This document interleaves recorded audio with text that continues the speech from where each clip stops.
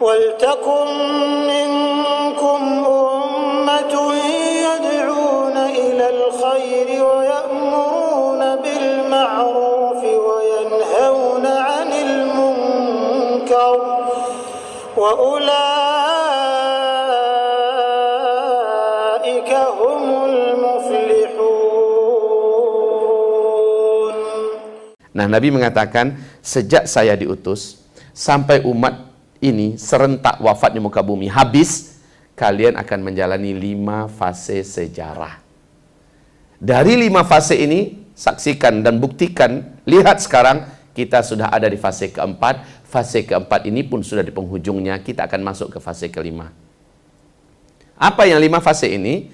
Pertama, ahdun nubuwah, fase kenabian. Fase kenabian umat Islam langsung dipimpin oleh Nabi Muhammad SAW. Fase ini telah berakhir dengan wafatnya Nabi Muhammad SAW. Masuk pada fase kedua. Fase kedua adalah khilafah ala minhajin nubuwah, kekhalifahan khulafaur rasyidin dengan konsep kenabian.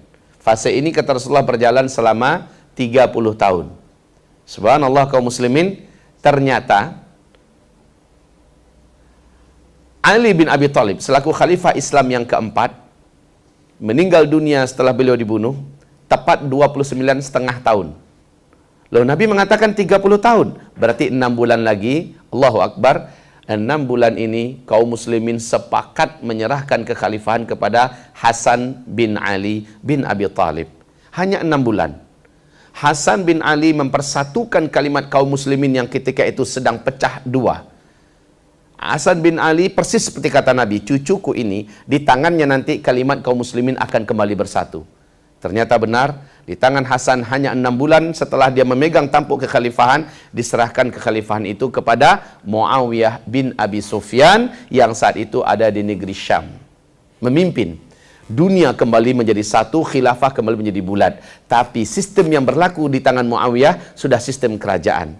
Ketika dia meninggal, ahli warisnya yang langsung menggantikan.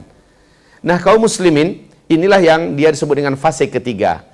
Mulkan abdan, fase kerajaan-kerajaan yang menggigit. Maksudnya, sang khalifah tetap namanya khalifah, tetapi sistem yang digunakan sudah sistem kerajaan. Jadi yang khilafah sudah selesai, genap 30 tahun, ini masuk sistem kerajaan. 1227 tahun. Ini yang paling lama Pak, fase ketiga. Di dalamnya diisi oleh 3 dinasti. Dinasti Bani Amawiyah, dinasti Bani Abbasiyah, dan dinasti Bani Uthmaniyah. Fase ketiga ini disepakati oleh ahli sejarah telah selesai dengan tumbangnya Khilafah Islamiyah Al-Uthmaniyah di Turki pada tanggal 3 bulan Maret tahun 1924. Sekarang kita masuk pada fase kegelapan umat Islam. Fase umat Islam tidak dipimpin oleh seorang khalifah pun saat ini. Ini disebut oleh Rasulullah dengan mulkan jabarian, fase penguasa-penguasa yang diktator. Pada fase ini umat Islam jadi pecundang di timur dan di barat. Umat Islam jumlahnya banyak tetapi bagai buih di atas lautan. Umat Islam tidak mempunyai power apa-apa dan tidak dihargai di mana-mana. Nyawa umat Islam tidak berharga. Pada fase ini umat Islam menghadapi berbagai macam tekanan yang sangat berat.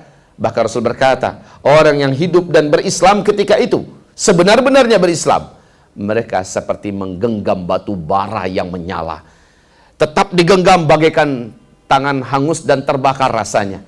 Dilepas, maka dia terlepas dari Islam. Pada fase keempat ini, umat Nabi akan murtad sejumlah 2/3 daripada total yang ada, kata Rasulullah. Fase keempat, fase kita. Fase yang berat, Pak. Pada fase keempat ini nanti 4 tanda besar kiamat akan muncul. Dukhan, Dajjal, Nabi Isa turun, Ya'juj Ma'juj. Fase keempat kita ini. Di fase kelima, 3 tanda besar kiamat. Matahari terbit dari sebelah barat.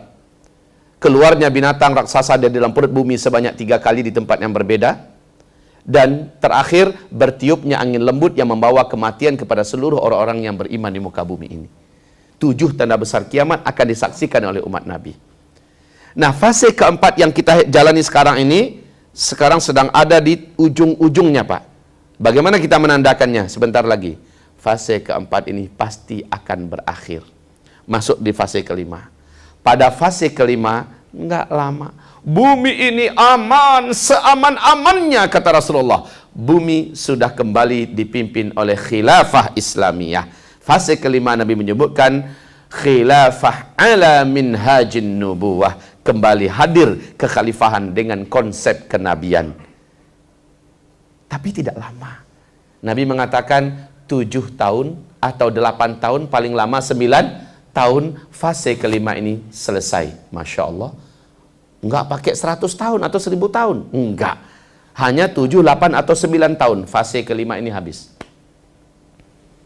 Dan fase kelima ini Allah sebutkan dalam Al-Quranul Karim. Lihat surat An-Nur. Surat yang ke-24. Di ayat yang ke-55. Jadi kita imani fase kelima ini pasti akan terjadi di mana bumi akan kembali dipimpin oleh khilafah Islamiyah. Bapak, Ibu, silakan buka New York Times, pernyataan spektakuler dan sangat vulgar dari CIA Amerika Serikat, intelijen Amerika Serikat. Apa kata mereka? Masa depan dunia akan kembali ke dalam pangkuan khilafah Islamiyah. Masa depan dunia akan kembali ke dalam tangan khilafah Islamiyah. Persis dalam urutan hadis ini, fase kelima. Persis dalam ayat surat An-Nur ayat 20, surat 24 ayat 55. Bedanya CIA berani menyebutkan tahun. Menurut mereka, khilafah Islamiyah akan kembali dan menggenggam dunia nanti pada tahun 2020. Beda dengan KGB Rusia. KGB Rusia mengatakan jaya-jayanya nanti khilafah Islamiyah di masa yang akan datang memimpin dunia ini adalah tahun 2025. Sekelas CIA, sekelas KGB, Timur dan Barat, mereka punya analisa yang hampir sama. Kalau begitu Pak Ustadz, 4 tanda besar kiamat akan terjadi dalam waktu dekat. Yes. Masalahnya kita tidak berani menyebutkan tanggal, bulan, dan tahun. Kalau melihat begini, 2020, kita sekarang 2016, 2017, 2018, 2019, 2020. Ustadz, mungkinkah dalam 4 tahun ini? Jangan beriman dengan pernyataan orang kafir. Ini harus kita sepakati. Ini akan menyatakan orang kafir kan? Kafir Amerika dengan kafir Rusia. Tapi setidak-tidaknya kita pasti wajib beriman dengan ayat Al-Quran surat An-Nur, ayat 55 yang menjamin masa depan dunia akan kembali dalam pangkuan khilafah. Kita beriman dengan ininya. Sebagaimana kita beriman dengan hadis 5 fase ini. Kita beriman. Dan kita akan meloncat ke fase kelima. Hanya penyebutan tahun CIA yang pakar dalam masalah ini. KGB Rusia yang memang bidangnya ini. Mereka menyebutkan penyebutan tanggal dan tahun. Itu urusan mereka. Dan kita tidak akan mempercayai itu. Taib kaum muslimin. Fase keempat. Di fase keempat ini. Hamba-hamba Allah. Sebentar, maaf. Nabi menyebutkan, sejak aku diutus sampai umatku serentak wafat di muka bumi, ada 5 fase. 5 fase ini akan diisi oleh rentang waktu berikut ini. Hadis Abu Daud berikut. Dengarkan Bapak Ibu.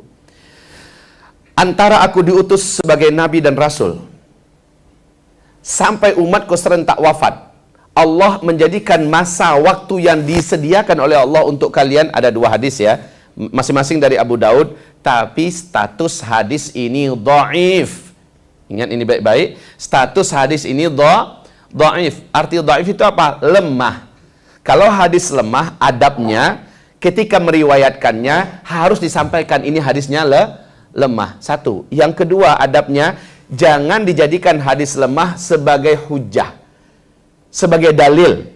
Yang ketiga, adabnya ya, hadis lemah tidak bisa dijadikan sebagai landasan untuk membina akidah di atasnya. Tetapi adab yang keempat, hadis dhaif tetaplah perkataan Nabi. Dia masih masuk dalam hadis ahad. Hadis ahad itu 3 tingkatan, sahih, hasan, dan dhaif. Sekalipun dia statusnya hadis dhaif, maka dia tetap perkataan Nabi. Perkataan Nabi Muhammad SAW tetap lebih diutamakan dari perkataan makhluk manapun, ulama manapun.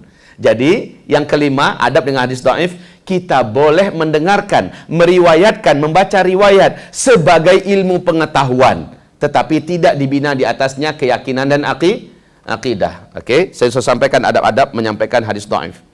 Hadis ini diriwayatkan oleh Abu Daud. Apa kata Rasulullah? Umur umatku, sejak beliau diutus ya, sampai wafatnya umat Islam serentak di muka bumi, adalah umur umat Yahudi dikurangi dengan umur umat Nasrani. Umur umat Yahudi dalam sejarah hanya 2000 tahun. Umur umat Nasrani dalam sejarah adalah 600 tahun. 2000 dikurang 600 berapa? 1400. Ustadz, kita sekarang sudah 1438 Hijriah. Udah lewat dong Pak Ustadz. Kalau kata orang Padang, ambek cah. Janta gagih bana. Jangan terlalu cepat kita memutuskan. Ini belum stop loh. Masih ada lanjutan hadis Abu Daud yang lain. Tapi hadis Abu Daud berikut ini turuknya banyak. Jalur periwayatannya banyak, bukan dari satu jalur, sehingga hadis ini statusnya naik kepada Hasan li ghairi. Apa kata Rasulullah SAW? Umur umatku di sisi Allah adalah hanya 1 hari, koma, lalu Allah menambahkan untuk umatku setengah hari lagi. 1 hari di sisi Allah, kita di dunia menghitungnya berapa? 1000 tahun. Surah As-Sajdah ayat 5 dalilnya. Yudabbirul amra minas samai ilal ard thumma ya'ruju ilayhi fi yawmin kana miqdaruhu alfasana mimma ta'udun. 1 hari di sisi Allah, kamu menghitungnya di dunia 1000 tahun. Kembali pada hadis. Umur umatku di sisi Allah adalah 1 hari, berarti 1000 tahun. Lalu Allah tambahkan untuk umatku setengah hari lagi. Berapa? Hadis ini ditutup, semoga umatku tidak menjadi lemah karena Allah menambahkan untuk mereka setengah hari lagi. Coba lihat, makin ke ujung makin lemah nggak kita terasa? Makanya Nabi menutupnya dengan doa, semoga umatku tidak menjadi lemah.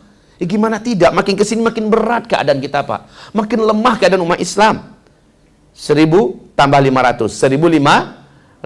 Kalau tadi 1400, maka dengan ini para ulama membuat kesimpulan umur umat Nabi ini lebih dari 1400 tahun, tapi tidak akan full 1500 tahun. Imam Asy-Syaukani bahkan menyebutkan 1476 umat Nabi Muhammad di muka bumi ini sudah habis.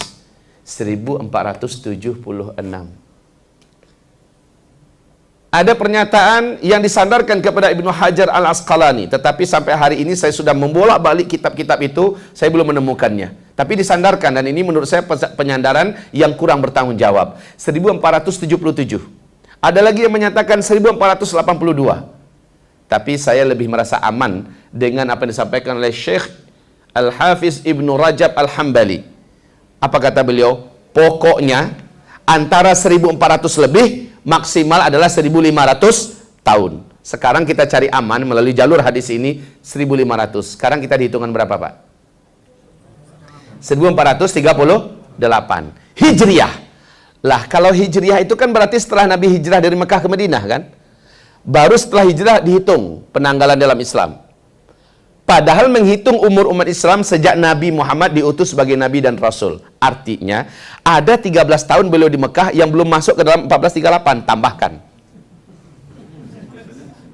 Gitu kan? 1438 tambahkan ke 13. Hasilnya 1451.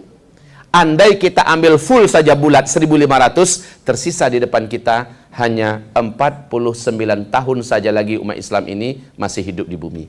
Setelah itu seluruh umat Islam Allah habiskan. Bukan kiamat ya. Umat Islam Allah habiskan. Kiamat nanti. Kiamat yang akan menyaksikannya hanyalah orang-orang kafir saja di muka bumi ini. La haula wala quwata illa billah. Di satu sisi kita akan berkata, Alhamdulillah. Betul Pak? Karena kita umat Islam tidak akan menyaksikan kiamat. Sejelek-jelek makhluk yang hidup di muka bumi, kata Rasulullah, seburuk-buruk manusia yang hidup di muka bumi adalah yang nanti akan langsung menyaksikan kiamat besar, kehancuran alam semesta. Dan Allah Maha Santun, Maha Mulia, Maha Pengasih, Maha Penyayang. Seluruh hamba-hambanya yang beriman Allah wafatkan dulu agar tidak menyaksikan itu. Tapi yang innalillahi wa inna ilaihi raji'unnya adalah ternyata dekat sekali waktunya.